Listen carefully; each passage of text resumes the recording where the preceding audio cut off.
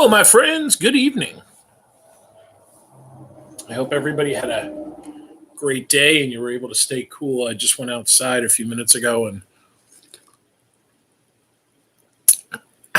it is starting to cool down very nicely. The boys and I were looking, I guess this weekend it's only supposed to get into it'd be like 60. So it's going to take a turn, about a 20-degree turn, I guess, this weekend. But we'll make it. Great day.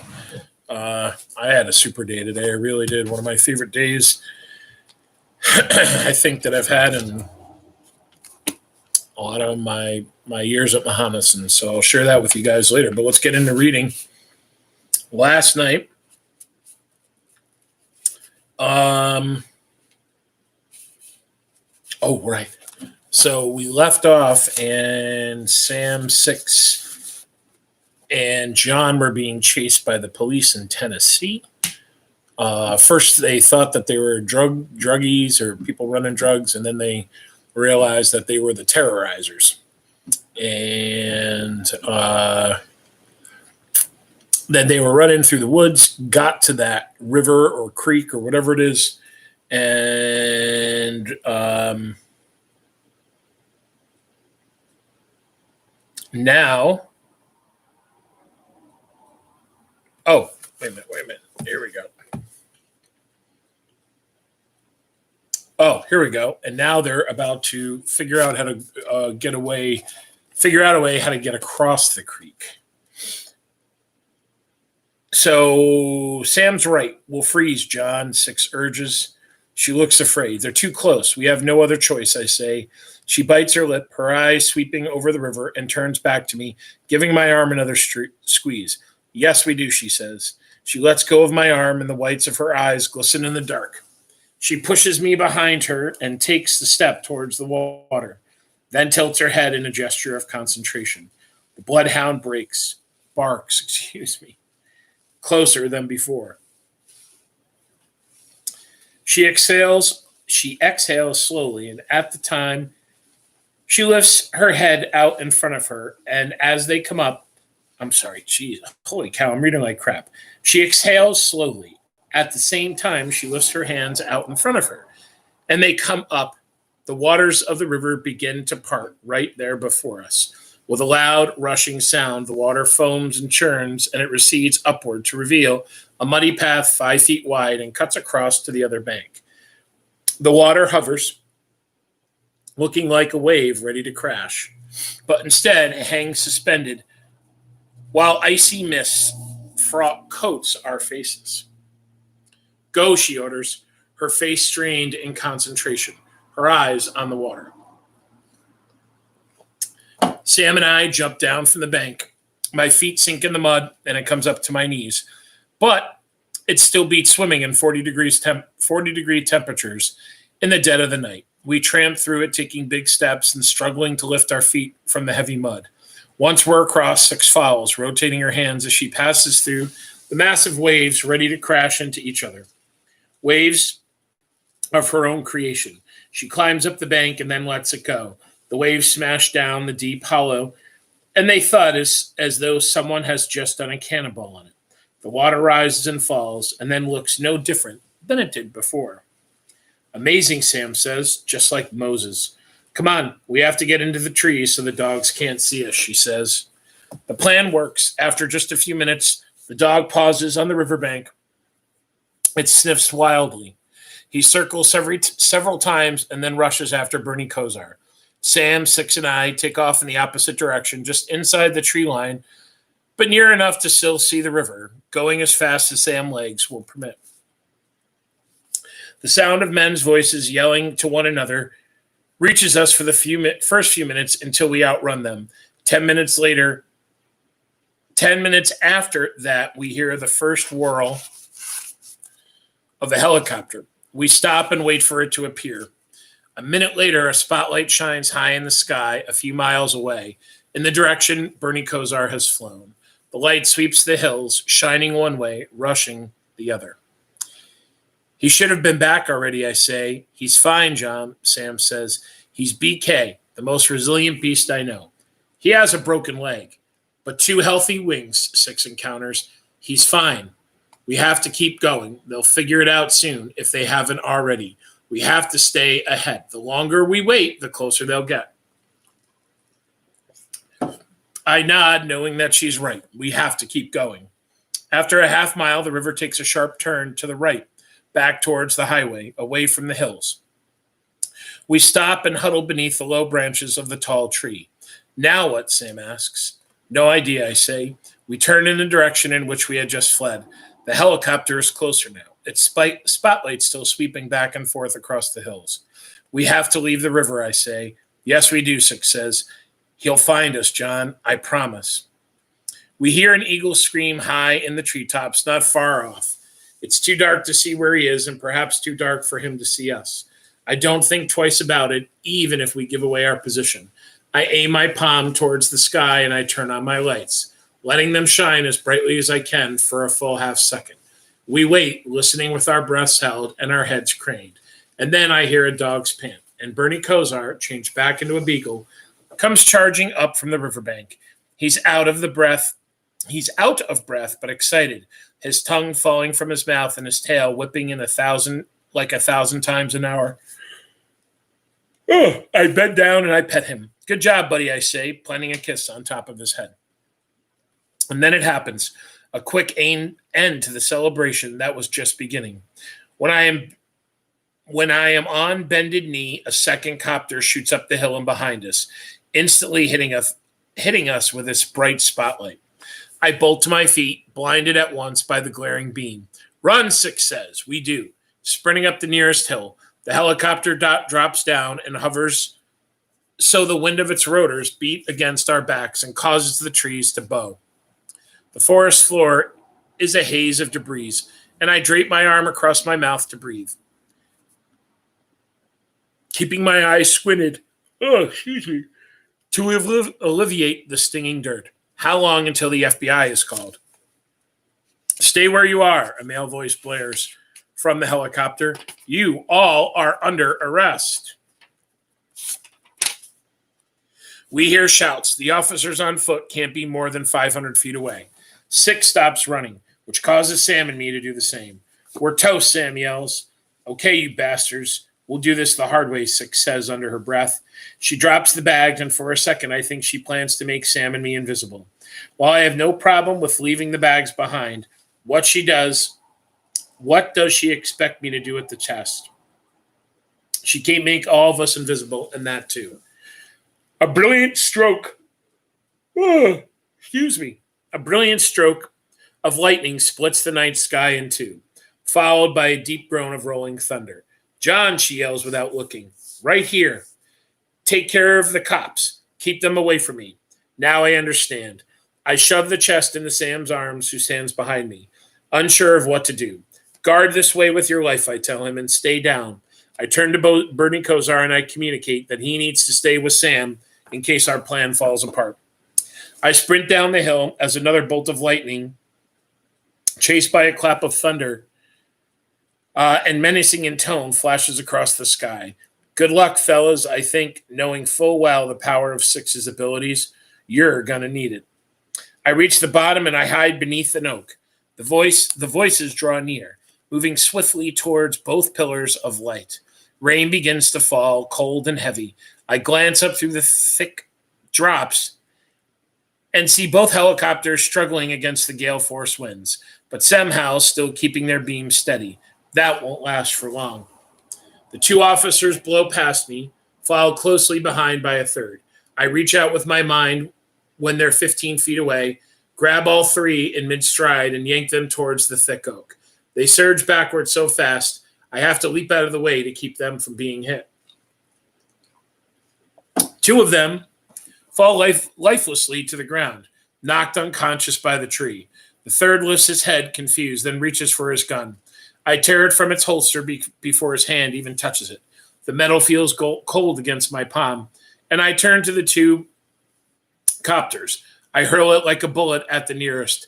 That's when I see the eyes, doleful and black in the middle of the storm. Soon, the old withered face takes shape. The same face I saw in Ohio when Six killed the beast that wrecked the school. Don't move a muscle, I hear behind me, hands in the air. I turn to the officer. Without his gun, he aims his taser straight at my chest. Which is it? Hands in the air or don't move a muscle? I can't do both. He cocks the taser. Don't be a smartass, kid, he says. Lightning cracks, followed up by a roar of thunder that makes the officer jump in surprise. The officer looks towards the sound, and its eyes open wide in alarm. The face in the clouds. It's awoken. I rip the taser from his hand, and I punch him hard in the chest. He sails 30 feet backward, and he crashes into the side of a tree. While my back is still turned, the crack of a nightstick slams my skull. I fall face first in the mud, and sparkling fuzz fills my vision. I turn as quickly as I can. I lift my hand towards the cop who hit me and get a firm grip around him before he's able to hit me again. He grunts, and with my might, I throw him as hard as I can straight up in the air. He screams until he's so high up I can no longer hear him over the copter blades and rumbling thunder. I feel the back of my head, and I look at my hand. It's covered with blood. I catch the officer when he's within 5 feet of dying. I left him hover over for a few seconds, and then I toss him against a tree, knocking him unconscious. A loud explosion tears through the night. The whirl of the copter cuts off. The wind stops. The rain stops too. John 6 screams from the top of the hill, and somehow in the pleading, desperate tone of her voice, I know what she needs me to do. The lights in my hand snap on, 2 glowing spotlights, every bit as bright as those just extinguished. Both helicopters are wrecked and twisted, and smoke pours from them as they freefall. I don't know what the face has done to them, but 6 and I must save the people aboard. As they torpedo down, the helicopter farthest from me jerks upwards. 6 is trying to stop it. I don't think she'll be able to, and I know that I can't. It's too heavy. I close my eyes. Remember the basement in Athens, the way you captured everything in the side of the room to stop the speeding bullet. And that's what I do, feeling everything inside the cockpit's interior, the controls, the weapons, the chairs, the 3 men sitting in them. I grab a hold of them, and the trees begin to snap under the weight of the falling copter. I yank all 3 out, and the copter crashes from the ground. 6 copter hits the ground at the same time as mine. The explosions reach out over the treetops. 2 red balls of fire floating up from the twisted steel. I hold the 3 men in the air at a safe distance from the damage and bring them carefully to the ground. Then I race up back up the hill to 6 and Sam. Holy crap, Sam says, his eyes wide open. Did you pull them free? I ask 6. She nods, just in time. Me too, I say. I grab the chest from Sam and I thrust it into 6's arm. Sam picks up our bag. Why are you giving me this? 6 asks. Because we have to get the hell out of here, I say. I grab Sam and I drape him across my shoulders. Hold on, I yell. We sprint away deep into the hills, away from the river, Bernie Kosar in the lead as a hawk. Let the cops try to keep up now, I think. It's hard running with Sam on my shoulders, but I still keep pace, 3 times faster than he would run on his own, and a far faster pace than any of the officers. Their yelling voices fade away, and after both helicopters have crashed in a heaping mess, who's to say they'll be even following? After 20 minutes of full-on sprint, we stop in a small valley. Sweat runs down my face. I shrug off Sam, and he drops the bags. Bernie Kosar lands. Well, I imagine we're going to be all over the news after that, Sam says. I nod. Staying hidden is going to be a lot harder than I thought. I bend over at the waist, catching my breath with my hands on my knees. I smile, which quickly changes to a kind of incredulous half laugh over what just happened. 6 grins crookedly, adjusts the chest in her arms, and begins climbing the next hill. Come on, guys, she says. We're far from out of the woods just yet. All right. Chapter 8. We are cruising. We hop a freight train in Tennessee, and once we are settled, 6 tells us about her and Katerina being captured while they were in upstate New York, just a month after narrowly escaping the Magadorians in West Texas. This second time around, after botching the first attempt, the Magadorians had planned well, and when they stormed the room, they totaled more than 30 in number. Six and Katerina had been able to take a few down, but they were quickly bound, gagged, and drugged. When Six woke up, having no idea how much time had passed, she was alone in a cell in a hollowed-out mountain. She didn't discover she was in West Virginia until some time later. Six learned the Magadorians had been trailing them the entire time, observing, hoping the two might lead them to the others. Because, in Six's words, why kill one when the others might be near? I shift uneasily when she says this. Maybe she is still being followed, and they're waiting for the perfect time to kill us both. They had bugged our car when we were eating in the diner in Texas. Never occurred to either one of us to check, she says, then gives herself over to a long silence.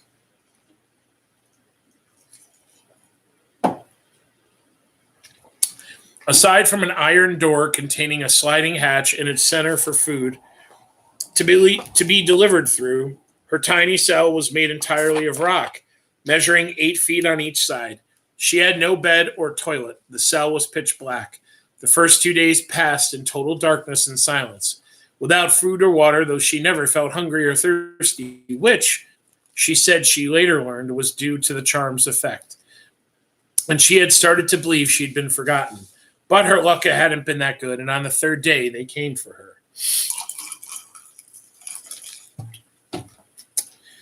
When they opened the door, I was huddled in the far corner. They threw a bucket of cold water on me, picked me up, blindfolded me, and they pulled me away. After being dragged down the tunnel, they let her walk on her own, while surrounded by 10 or so Mogs. She could see nothing, but heard plenty, screams and cries from other prisoners, there for who knows what reasons. When he heard this, Sam perked up and seemed to interrupt and ask questions. But he said nothing. The roars of beasts locked away in their own cells, the metallic clanking. And then she said she had been thrust into a room with her wrists chained to a wall, and she had been gagged. They ripped off her blindfold, and when her eyes finally opened, she saw Katerina on the opposite wall, also chained and gagged and looking far worse than Six felt. Then he finally entered, a Magadorian who looked no different from someone you're likely to pass on the street. He was small, had hairy arms, and a thick mustache. A mustache! Almost all of them had mustaches, as though they had learned to blend in by watching movies from the early 80s. He wore a white shirt, and the top button was undone, and for some reason, my eye focused on the thick tuft of black hair poking out. I looked into his dark eyes. He smiled at me, and in a way that told me he was looking forward to doing what he was about to do, and I started to cry. I slid down the wall until I dangled from the shackles around my wrist, watching through the tears as he pulled razor blades, knives, pliers, and a drill from the desk they had in the corner of the room. When the Magadorian had finished removing the 20 instruments, he'd gone to Six, and he stood inches from her face so she could smell his sour breath. "Do you see all of these?" he asked. She didn't respond. "I intend to use each and every one of them on your C-pen, unless you truthfully answer every question I ask. If you don't, I assume that both of you will wish you were dead." He picked one up, a thin razor blade with a rubber-coated handle, and caressed the side of Six's face with it. "I've been hunting you kids for a very long time," he said. "Excuse me. We've killed 2 of you. Now we have one right here. Whatever number you are, as you might imagine, I hope that you are number 3. Six again made no response, pushing herself against the wall as though she might disappear into it. The Magadorian grinned, the flat end of the razor still touching her face. Then he twisted it so the blade pressed against her cheek. And while looking deep into her eyes, he jerked the razor down and made a long, thin gash along her face. Or rather, he tried to. But it had been his own face that was split open. Blood instantly poured down his cheek, and he screamed in pain and anger, kicking the desk over, sending all of his tools flying, and he stormed from the room. Six and Katerina had been dragged back to their cells, kept in the darkness another 2 days before finding themselves again dragged and chained to the walls in the room. Sitting on the desk with his cheek bandaged sat the same Mogadorian, looking less certain of himself than he had been before. He jumped down from the desk and he removed Six's gag, grabbed the same razor he had tried cutting with her, and held it up in front of her face, twisting it so that the light glistened on the blade. I don't know what number you are. For a second she thought he would try to cut her again. But he turned and crossed the room to Katerina instead. He stood on her side while looking at Six, and then he touched the blade to Katerina's arm. But you're going to tell me right now. No, Six screamed. And then very slowly the Mogadorian made an incision down Katerina's arm just to be certain he could. His grin widened, and beside the original cut he made another, this one deeper than the first. Katerina groaned in pain while the blood ran down her arm. I can do this all day. Do you understand me? You're going to tell me everything I want to know, starting with what number you are. Six had closed her eyes. When she reopened them, he was at the desk, turning over a dagger that changed colors with movement. He held it up, wanting Six to see the blade twist and glow as it came to life. Six could feel its hunger, its desperation for blood. Now, your number. 4, 7, are you lucky? Number 9. Katerina had shaken her head in an attempt to keep Six quiet, and Six knew that no amount of torture would ever cause her C-Pan to talk. But she also knew she preferred death to seeing Katerina maimed and mutilated. The Mogadorian had gone to Katerina, lifted the dagger, so the tip was just over her heart. It jerked in his hand as though the heart was a magnet pulling it toward. He looked into Six's eyes. I have all the time in the galaxies for this, he said without emotion. While you are in here with me, we are out there with the rest of you. Don't think anything has stopped us from moving forward because we have you. We know more than you think, but we want to know everything. If you don't want to see her sliced into little pieces, then you better start talking and fast. And every single word comes out better be true. I will know if you're lying.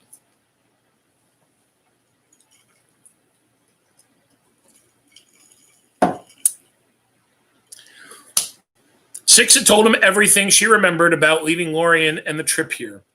The chest where they'd been hiding. She talked so fast that most of it came out jumbled. Six told him she was number 8, not wanting to tell him the whole truth, and there was something about the desperation in her voice that caused him to believe it. You're really weak, aren't you? Your relatives on Lorien, as easy as they fell, and at least they were fighters. At least they had some bravery and dignity. But you, he said, and he shook his head, you have nothing, number 8. Then he jammed the knife forward through Katerina's heart. All Six could do was scream. Their eyes had met for a single second before Katerina drifted away, her mouth still gagged, slowly sliding down the wall until the chain had run out of slack and she hung limply by her wrists as the light drained from her eyes. They were going to kill her anyway, Six says softly. Telling them what I did, at least I spared her from horrible torture. And if there's any comfort in that. Six wraps her arms around her knees and stares some abstract point out the window of the train. Of course there's comfort in that, I offer, wishing I had been brave enough to stand and wrap my arms around her. To my surprise, Sam is that brave. He stands and he makes his way over to her. He doesn't say a word when he sits down next to her, instead opening his arms. Six buries her face in Sam's shoulder and cries, "Go, Sam!" She eventually pulls back and wipes her cheeks. When Katerina was dead, they tried everything, and I mean everything they could to kill me. Electrocution, drowning, explosives. They injected me with cyanide, which did nothing. I didn't even feel the needle going into my arm. They threw me in a chamber filled with poisonous gas, and it was like the air inside was the freshest I had ever breathed.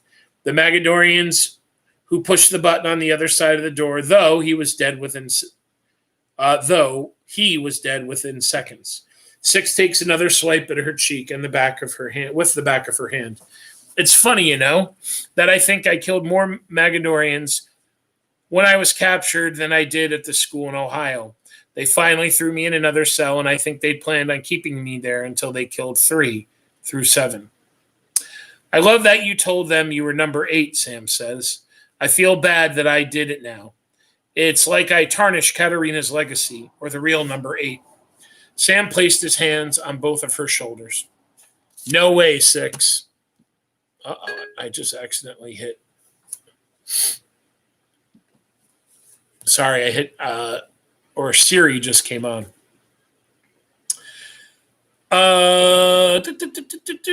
Sam places his hands on both of her shoulders. No way, 6. How long were you in there, I ask. 185 days, I think. My mouth drops open. Over a half a year locked away, completely and utterly alone, waiting to be killed. I'm so sorry, 6.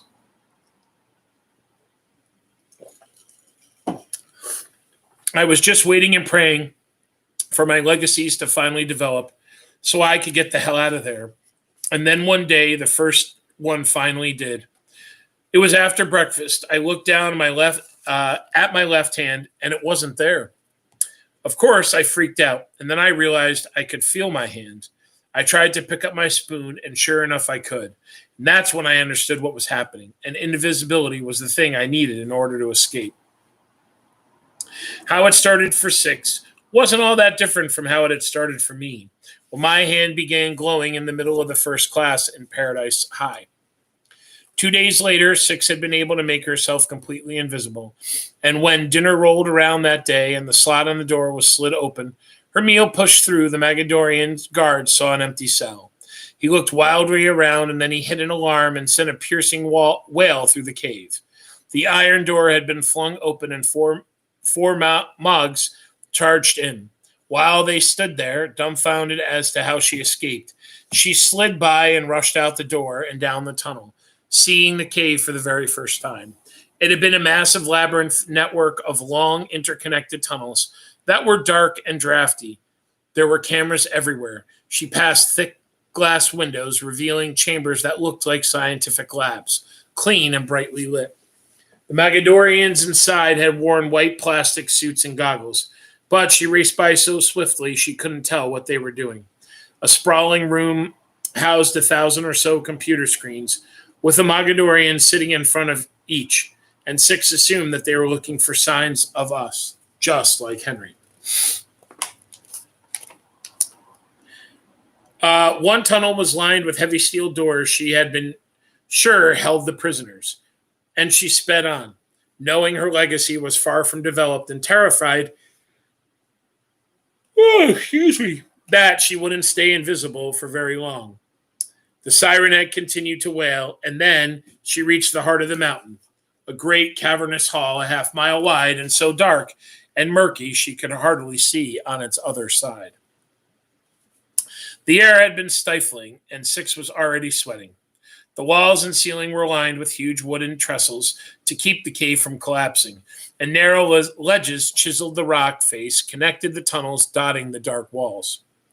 Above her, several long arches had been carved from the mountain itself to bridge the great divide from one side to the other.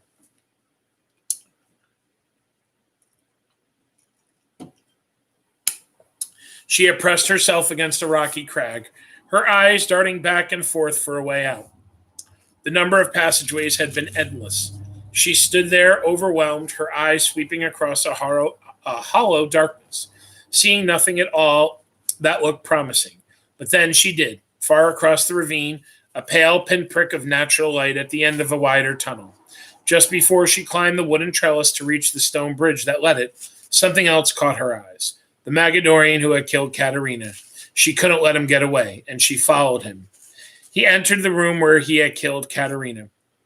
I went straight to the desk, and I took the sharpest razor I saw, then grabbed him from behind, and I slit his throat. And as I watched the blood gush and spread across the floor, followed by him bursting into ash, I found myself wishing that it would have been possible to kill him a little bit more slowly, or even to kill him again. "What did you do when you finally got out?" I asked. "I hiked up the opposite mountain, and when I got up there, I stared down at the cave for an hour, trying to remember every little detail I could. Once I was satisfied with that, I took a note of everything I passed on the 5-mile run to the nearest road. From there, I jumped on the back of a slow pickup truck. When it stopped a few miles down the road to get gas, I stole his map. a notepad, and a couple of pens from the cab. Oh, and a bag of potato chips. Nice! What kind of potato chips, Sam asks. Dude, I say. What? They were barbecue, Sam. I marked the cave's location on the map I showed you guys back at the motel. Then in the notepad, I drew a diagram of everything I remembered, like a chart that would lead whoever read it straight to its entrance. I kind of panicked and I hid the diagram not far from town, but I kept the map, and I stole a car and drove straight to Arkansas. But of course, by then the chest had long been taken. I'm sorry, Six. Me too, she says. But they can't open it without me anyways. Maybe I'll get it back someday. Or at least we still have mine, I reply. You should open it soon, she says. And I know she's right. I should have opened it already. Whatever's in the chest, whatever secret it holds, Henry had wanted me to know them. The secrets, the chest. He had said as much in his final breaths. I feel stupid for having put it off this long, but whatever's in the chest, I have a feeling it's going to set the four of us on a long, uphill journey. Oh, excuse me. I will, I say. Let's just get off this train and we'll find a safe place first. Whoop, what time is it? We're doing okay. We can read a little. We're in chapter 9. We just cracked page 100. Yeah, let's read a little bit more. I'm the first one out of bed when the morning bell rings. I always am. It's not necessarily because I'm a morning person, but because I prefer being in and out of the bathroom before anybody else. I rush through making my bed, which I've gotten very good at over time. The key is getting the sheet, blanket, and comforter tucked deeply in and at the foot. But there's just a matter of pulling the rest to the head, tucking in the sides, and adding pillows to give that clean, a quarter could be bounced off it, finished look.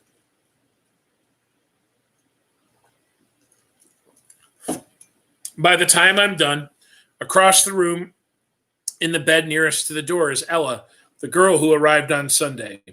She is the only other one up. Like the previous 2 mornings, she's trying to emulate the way I make my bed, though she's struggling with it. Her problem is she's trying to work from the top down instead of the bottom up. While Sister Catherine has been lenient with Ella, her rotation ends today and Sister Dora's week-long shift begins tonight. I know she won't allow Ella to skim on perfection, regardless of how new she is or what she's going through. Would you like help, I ask, crossing the room? She looks at me with sad eyes, and I can see she doesn't care about the bed. I imagine she doesn't care about much of anything right now, and I can't blame her. Given the death of her parents, I'd like to tell her not to worry, that unlike those of us who are lifers, she'll be out of this place within a month, 2 at the most. But what consolation can that be to her now? I bend down at the foot of the bed and I pull the sheet out and the blanket until there's enough to tuck them both beneath the mattress. Then I stretch her comforter over them both. Want to grab that side, I ask, nodding to the left of the bed while I go to the right. Together we give the whole bed the same tight, clean look as my own. Perfect, I say. Thank you, she replies in her soft, timid voice. I look down into her big brown eyes and I can't help but like her and feel some need to look after her. I'm sorry to hear about your parents, I say. Ella looks away, and I think I've overstepped my boundaries. But then she offers me a slight smile. Thank you. I miss them a lot. I'm sure they miss you too. We leave the room together, and I notice she walks on the balls of her feet so as to not make a sound. At the bathroom sink, Ella grips the toothbrush near the top, almost touching the bristles with her small fingers, making the toothbrush appear larger than it really is. When I catch her staring at me in the mirror, I grin. She grins back, showing me two rows of tiny teeth. Toothpaste pours from her mouth and runs down her arm, dripping from her elbow. I watch it, thinking that the S pattern it creates is familiar, and I let my mind wander. A hot summer day in June, clouds drift in a blue sky. Cool waters ripple in the sun. The fresh air carries hints of pine. I breathe it in and I let the stress of Santa Teresa melt away into nothingness. Though I believe my second legacy developed shortly after the first, I didn't discover it until almost a full year later. It was an accident I discovered it all, which makes me wonder if I have other legacies waiting to be uncovered.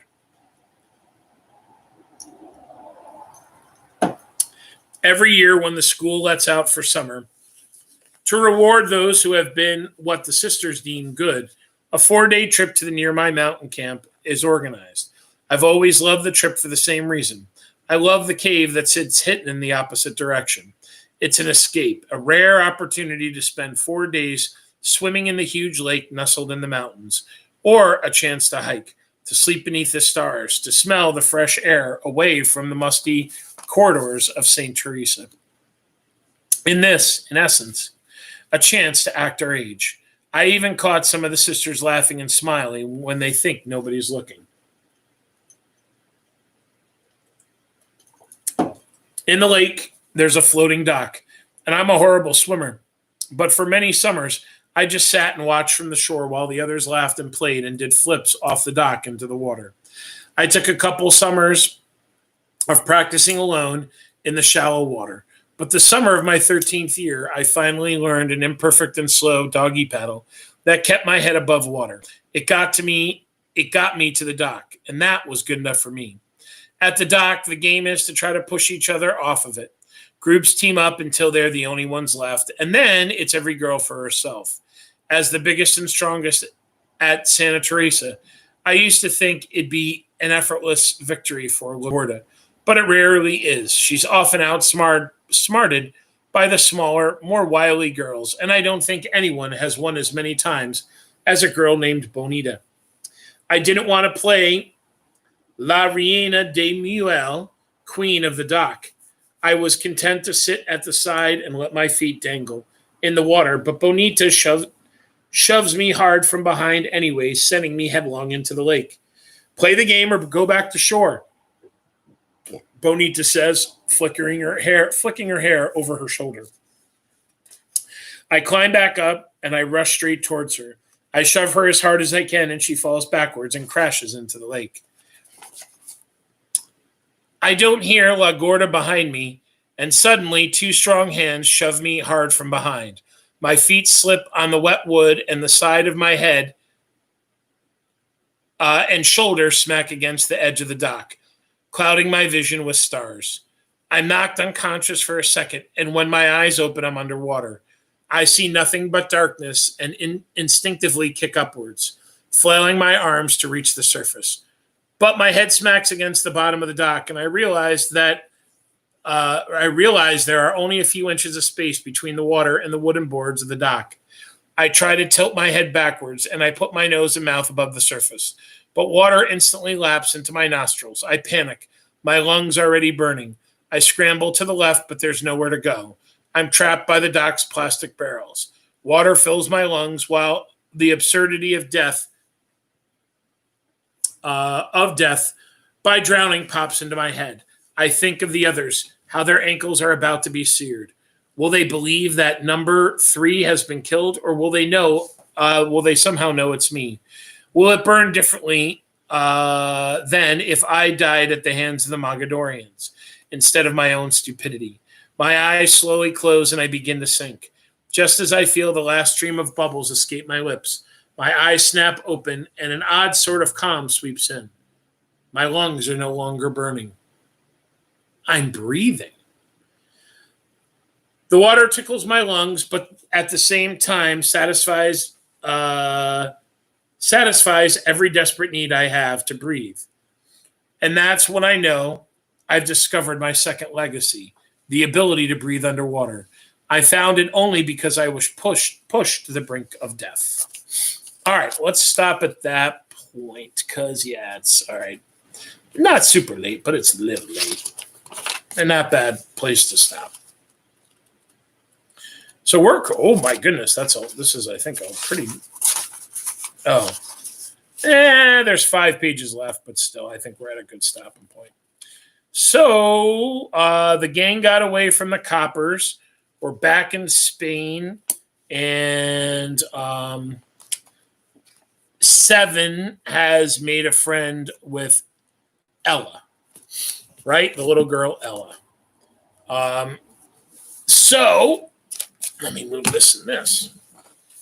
So what's up in the news? Oh, I want to tell you why today was a great day.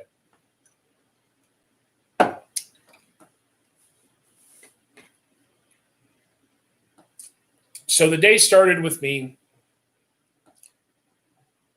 really not wanting to do, I don't want to say much of anything, but I didn't want to get up and I didn't want to do my daily exercise. I was kind of being a little lazy. Got up, folded laundry, did some stuff around the house, did the dishes, did some chores, checked some emails. Then I said, what the heck? It's raining, but let me go for my walk. By the time I got out for the walk, I do a nice, real solid brisk walk. It had stopped raining, but I had my raincoat on. By the time I got back, in that time that I was out walking, I honestly think it went up about 10 degrees, and the humidity like tripled. And I literally got back, I took my raincoat off, and my entire shirt was just soaking wet, covered in sweat. It got so hot and humid. But now, actually, it's really kind of breezy out, and it's chilling down. And like I said earlier, I think it's supposed to just be in the 70s tomorrow, if I remember correctly, and like low 60s this weekend. So, boy, what a change, right? What a change a day's going to make. It's been kind of obnoxiously warm the past few days, but yeah, it hasn't been horrible. But anyway, so did a lot of work, did a bunch of presentations with seniors in Honors Pig, really good presentations.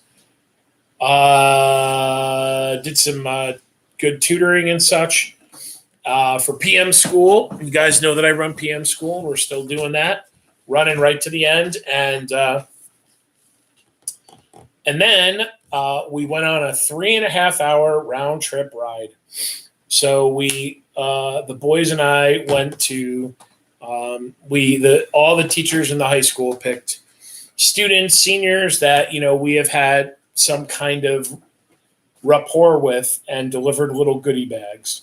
So today I drove around to see 7 students, and 2 of them were actually working together. So I kind of ambushed them at work, and that was really nice. It was a really nice moment for me. I don't think I'll forget that, and it was really nice to share with them, and just say one last little goodbye. It's I certainly think that there's a lot of normal stuff that people are missing out on. One of the things I've been thinking out is yearbooks. I didn't know if yearbooks were ever distributed. Usually there's that like week of everybody's got a yearbook in their hand and they're trying to get everybody to sign it. And I guess this would just be the time of the year that I would be doing a lot of that. And I guess that's this week. Yeah, I guess it would be this week. So I don't know if yearbooks were ordered or what happened with yearbooks this year, but I don't know. They must have, right? I don't know. That's kind of wacky. Anyways, great day, and Aiden drove the whole time. So I got chauffeured around for 3.5 hours, and he got 3.5 hours of driving time in. You got to have 50 hours before you're allowed to take your driver's test.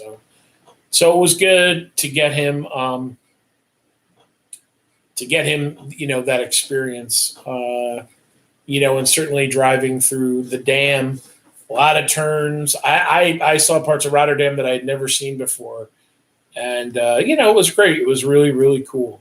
And it was funny because one of the students, I got there and he was working out in the backyard with his dad. And he was like all the way at the end of the backyard. And I came through the backyard. His mom was like, go out back. So I came through and I looked and I was walking through the backyard and I had my mask on and I had my Mickey Mouse Hawaiian shirt that I got on the Disney cruise that I went on a bunch of years ago. And he was just looking and smiling and looking and smiling. And I went, "What's the deal, man?" And I guess they had built a batting cage in his backyard, and he dropped the bat, and he realized who it was, and he started laughing, and so that was really cool. So I got pictures with those students, and nice time. So I was happy to be able to say goodbye, and certainly wish I had the opportunity to say goodbye to everybody. But all right, so my friends, interesting news day.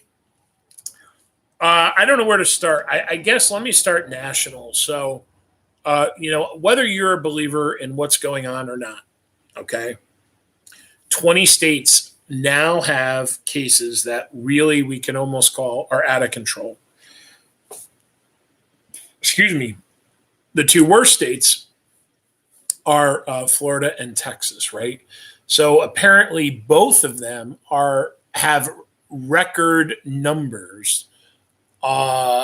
They're just through the roof, and they don't appear to be slowing down. They're reopening and what they're doing. So I'm really not sure what that's going to bring across the country, but what effect I know that's having on the country as a whole and the world in a lot of ways is that the Dow Jones and the S&P 500 both took one heck of a hit today. I think the Dow Jones fell about 1,800 points. I don't remember how many points the S&P fell, but stock investors are now saying, "Oh, wait a minute, maybe this whole coronavirus thing isn't over with." And hello, it's not. It's still hitting the country really bad. So anyway, we can't forget about. I think that's part of the thing with what's going on with the protests is that people kind of forgot about it for a while. There wasn't a lot of protest news today, at least that I saw. But what I did see was that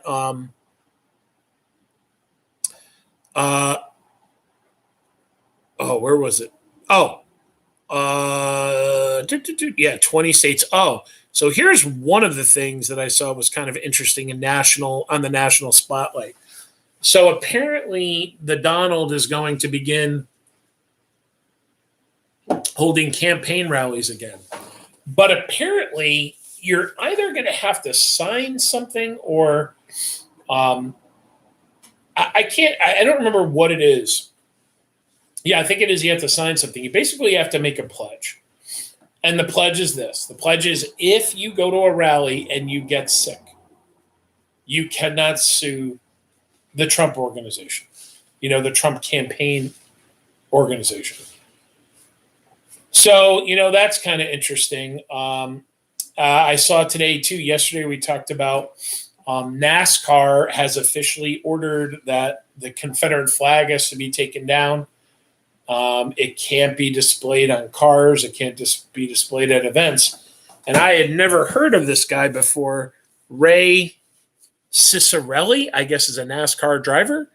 And he's now, I guess, said, "Yeah, I'm done. I'm not racing anymore." I'm really not too sure who he is.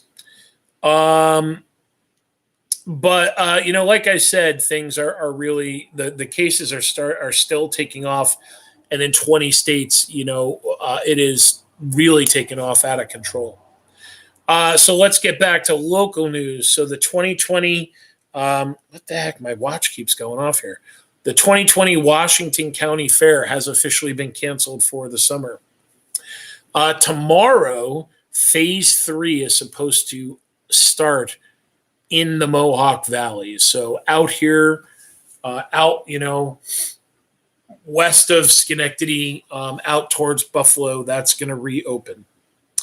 And what lawmakers are trying to do is work with the governor in what they want is that whenever a state hits phase 3, they want shopping malls to reopen and shopping centers to reopen. So I know that in limited cases, I know Stuyvesant Plaza opened, and I know that some some stores, Stella's going a little crazy.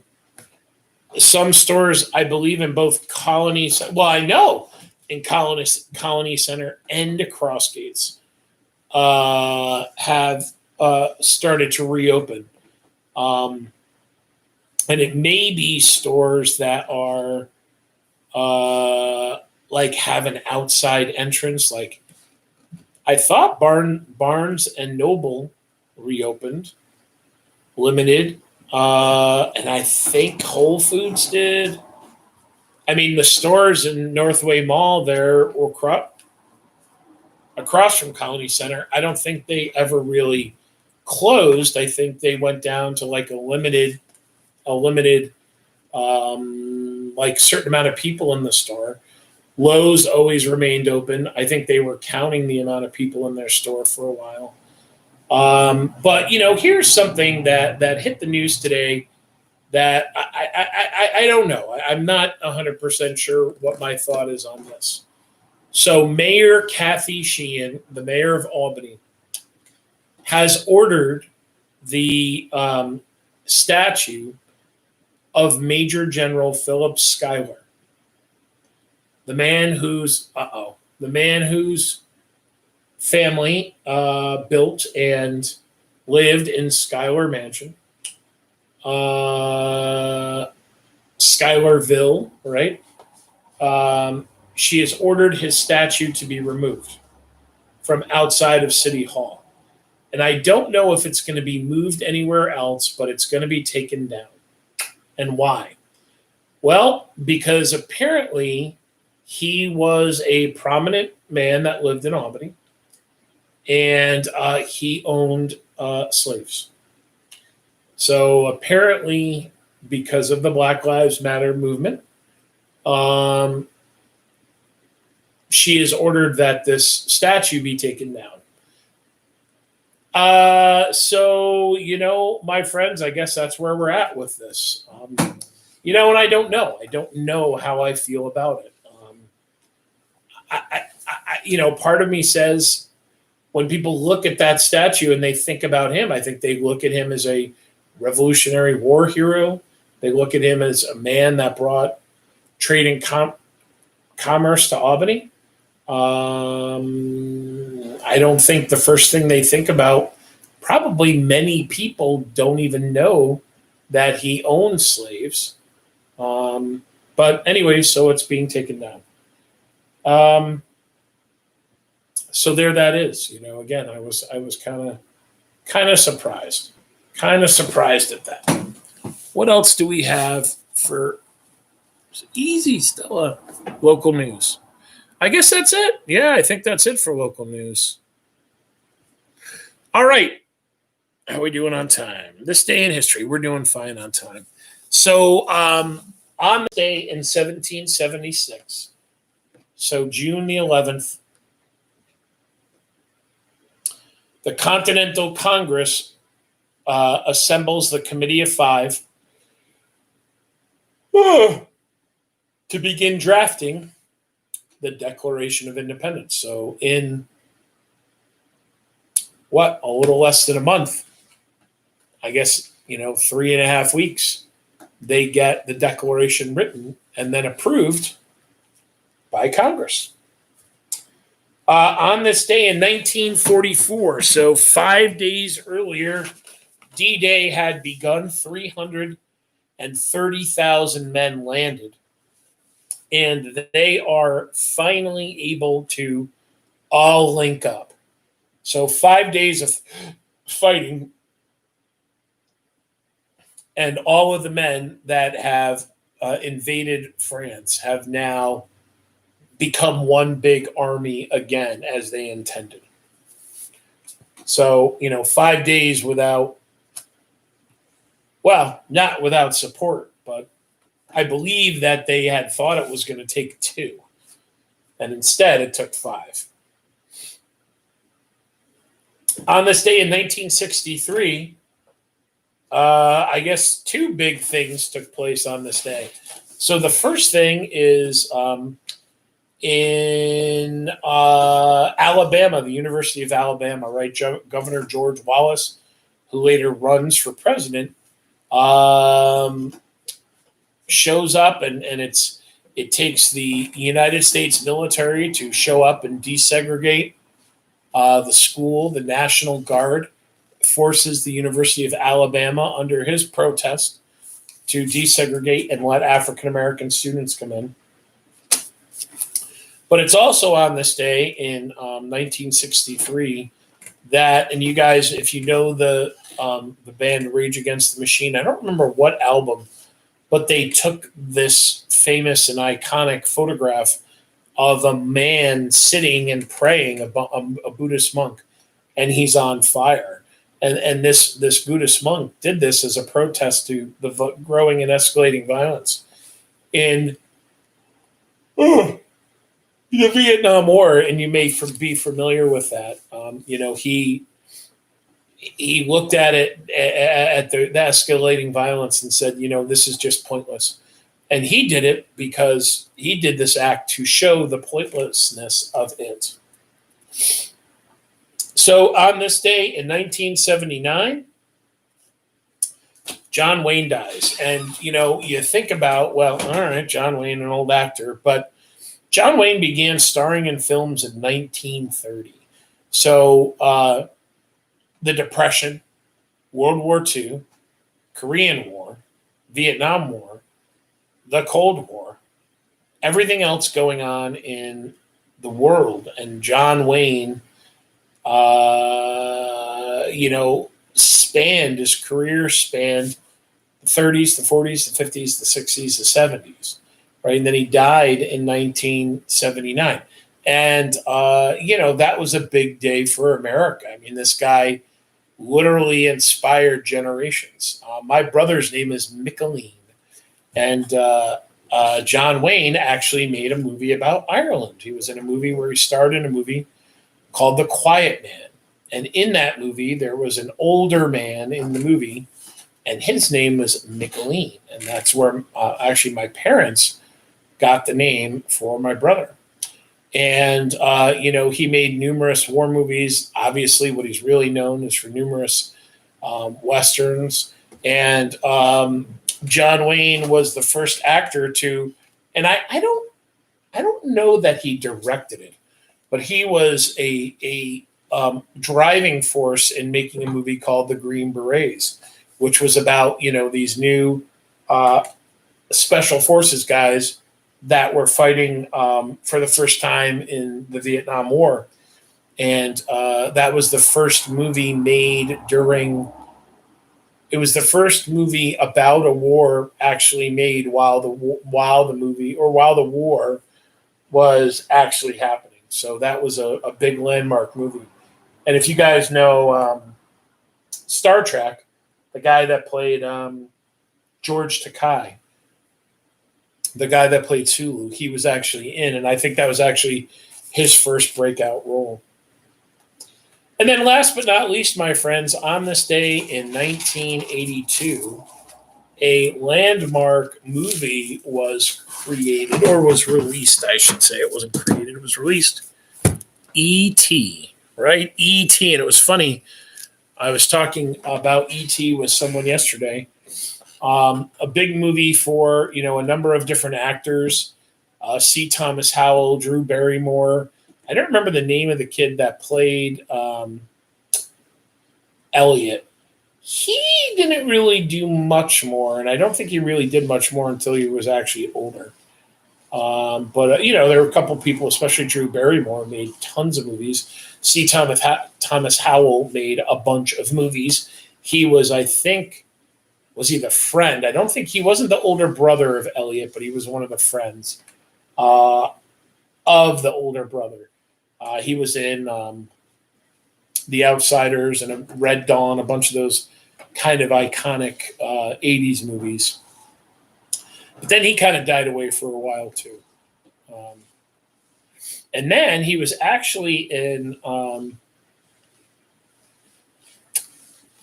he wasn't bad. I think it was The Punisher, the Marvel show on Netflix, The Punisher. And he did. He played. I think it was either Punisher or one of the Daredevil seasons. And he played a pretty good scumbag. He really was kind of a scummy dude. But anyways, my friends, that's all I have for you tonight. Busy day. Got to get to bed early tonight. Tomorrow's Friday. End of the week, right? Make it through that. Then the last full week of school is done. Assignments for Mr. Martin's class. You have that one assignment to finish, and things are good. Finish up that Martin Luther King, assignment. What would he think about our country today and everything that's going on? And then we call it school year done and off to summer, and hopefully not off to summer school. So,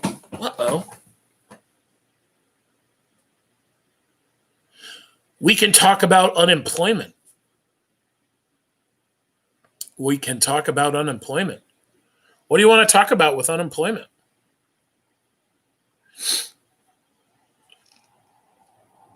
How it's going? I don't know. How is it going? I wonder. I know one of the questions that a lot of people are asking about unemployment, I'm not sure, Christina, if your mom would know about it, but a lot of people are wondering if that super unemployment is going to be continued. I think that $600 a week. It's hell. I have no doubt. Unfortunately, right now, I know a number of people that in Middleburg, some businesses were kind of forced to get to the furlough, and it's interesting. It's some people, it was like, boom. Right. Yeah, it goes. I know it goes until July, but I know that they were talking about extending it to September. And I wonder if, with what's going on with the stock market. Yesterday, the Fed announced that they were going to keep interest rates low. So that's not a good. It's creating tons of fraud. Yeah, I couldn't. That job right now. Your job right now has got to be. It's probably got to be heartbreaking stories, and it's probably, there are probably a lot of good people out there that need it, and then there are probably a lot of good people that are taking advantage of it. Because I think, like, if you're even unemployed, if I've heard correctly, like, if you lost like just a few hours of work a week, like let's say you normally work like 40 hours a week, and your boss said, well, I got to cut you back to 36 hours. You still, right. Sure. Yeah. Well, and right. Is it incentive? Is it a disincentive? We want people to have the money. We want people to spend the money. We want people to keep that money circulating around the economy. But right now, sure, people are saying, hey, wait a minute, I'm making more money, and that's the real question. And I know that's one of the reasons I think Congress hasn't made that decision, is that here's the deal. If your job is open and you can go back, you should be going back, right? You should be going back. But if your job is open and you decide, nope, I'm going to stay at home and then collect this money, is that right or not? If someone says, hey, listen, I don't feel safe going back to work, but your job has been deemed safe, isn't that enough for you to go back to work? It's not an easy question to answer. Again, I know that a friend of mine, his wife works for the Department of Labor, and, things are crazy, weekend hours, lots of training new people. Bringing them on board to answering the questions, right? They should go back, but they don't want to. Yeah, I don't. Woof. It's funny. It's not funny, but when I first had heard about the $600, I thought it was an additional $600 a month. I had no idea it was an additional $600 a week. So that's $2,400 extra a month. I mean, that's a lot of money. Yeah. And right, not only do they get the $600, but then they also get the regular unemployment on top of that. Right? And it seems like I know the state is supposed to be creating a lot of jobs for people doing the tracing, so oof, wow. Yeah, not oof. Are you able to do any of that? Are you able to do any of that work from home, or do you have to go in? That's one of the other things too, is I know a lot of employers are starting to find that, hey, wait a minute, this kind of works with people having to work at home or being able to work at home. And boy, I would hate it if my job was pushed to home. But I know, like, some people are saying, well, maybe we could just keep our accountants. We'll keep our accountants on staff, but we'll just keep them at home because everything can be done over the computer. You are, wow. Yeah, and that was one of the other things too. Is like, I get, the medicine that I get. Oh boy, oh my goodness, that's got to be so challenging. And it's got to be well, like I said too, it's got to be pretty emotional. Well, thank you for all the hard work. It's just got to be so tough. Um, yeah, I don't know. Maybe sitting in front of a computer for 10 hours a day doesn't seem that bad right now. If I had to deal with all this, everything you're dealing with. So thanks for all the hard work. I hope that, I do hope things move back in the right direction. But like I said, I think what we're hearing from the stock market today is not good news. Investors are getting very shaky, and the Federal Reserve is very shaky about. They yesterday they speculate that. Yeah, well, that's like teaching. Teaching is every day there. It's something rewarding about it, but there are days that you just kind of go, man, I'm not sure if I got across to a single kid. And but most days you feel really good, and it's sometimes when you just get across to that one kid, that one knucklehead kid, that you really really feel good. Me too. We're in a very long path. It is going to take us years to catch. I don't doubt that. When I first started teaching at Mohonasen, it was in 2008. Yeah, it was in the fall of 2008, and the Great Recession was raging, and I was teaching economics to seniors, and I, all the forecasts were saying 5 to 6 years. It was going to take 5 to 6 years for us to be able to climb out of that, and that's really what it did. It took us that long to climb out of it, and now economists are saying that we actually were in a recession before COVID hit.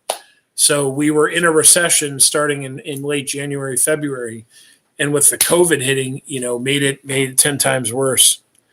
But yeah, I think you're right. I think it is going to take quite some time for things to start to catch up, and I certainly hope that things can start to reopen and people do it safely. I mean, I think a lot of this is on us. I think that if we start to reopen businesses and people are wearing PPE and people are, yeah, yeah. I just hope people are smart and cautious. If you don't want to wear a mask, okay, but there's way to protect yourself and way to protect other people.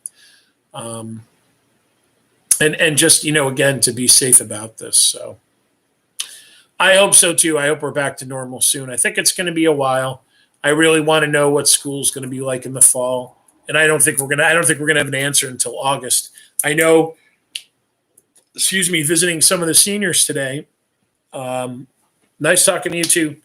I know that talking to some of the seniors today, what they said colleges have done is colleges have moved the start dates to August, because I guess the scientists, the medical professionals, believe that the second real wave of COVID is going to hit in right around Thanksgiving. So what they want to do, excuse me, is they want to get the kids in, and then they want to get them done, and then get them home by Thanksgiving. So apparently Iona is opening.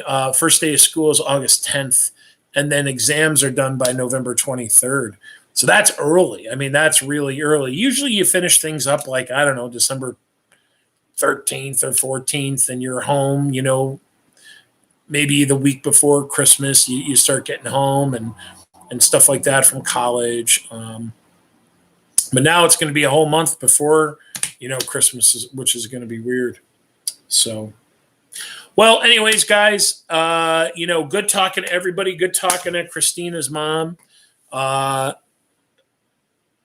Yeah, we do, without a doubt. I hope they get moving on a vaccine, and I hope we get something soon. But you guys have a good night. Keep running the marathon. Don't sprint. We're almost there. A couple more days. We see the finish line in the horizon, and we'll be there soon enough. So be good, and I miss you guys. I'll talk to you tomorrow.